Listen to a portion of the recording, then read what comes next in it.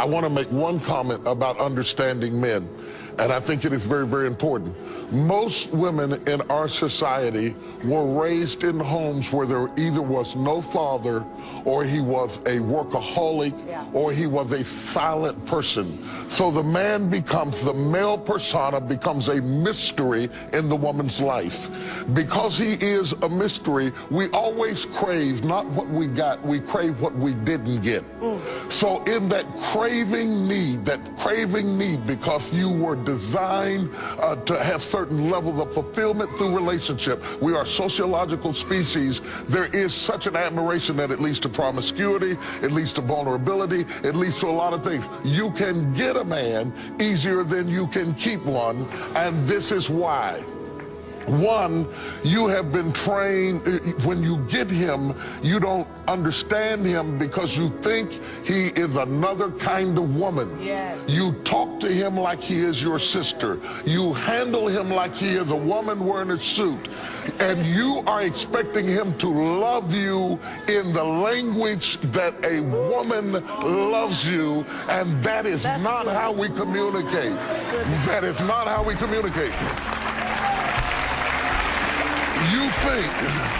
You think that because we love differently, we don't love equally. Wow. Different does not mean lesser than. We are made to be different. We are not just different biologically, we are different psychologically, we are different emotionally. And what has to happen, there has to come a healing and a deeper understanding so that we become bilingual enough in our communication that you begin to understand that because he doesn't love in your language doesn't mean that he doesn't love at all. I want to say one more thing. I've got a 2-year-old grandbaby at home. She walks around the house dragging a doll all the time. She's already got a cookware set. At 2, she is practicing to be a wife and a mother. My grandson is not practicing to handle babies or to play a father. You have been scripted for a role all of your life that men have not been scripted for. And so by the time you get 18, 20, 30, 40, you've got 40 years of experience in building a persona because you have an idea of what marriage will be like that you built alone.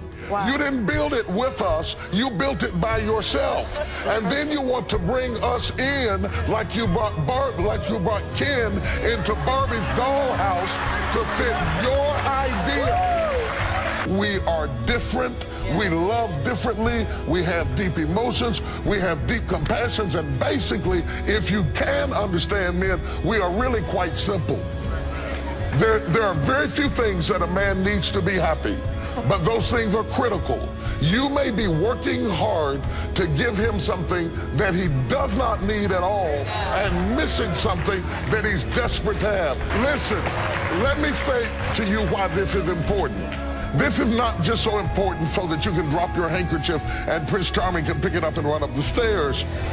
Whether you have a son in your life, whether you have an estranged father in your life, or whether you're a woman working in corporate America, you are going to have to speak to men. Yes. If you speak to a man in his language, if you negotiate with him with facts and not feelings, if you come to him intellectually, you can win, you can get the contract, you can do the deal, you can get the business done, you can get your son away from gangs, you can get your son away from drugs, and you can win your husband.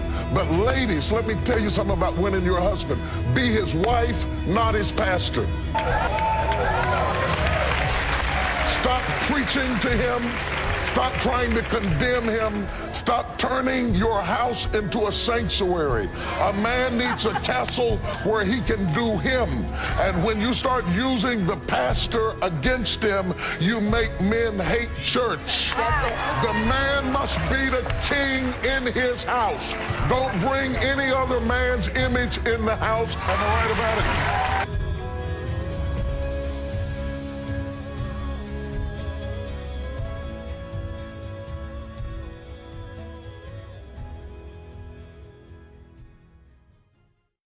What they don't understand is that even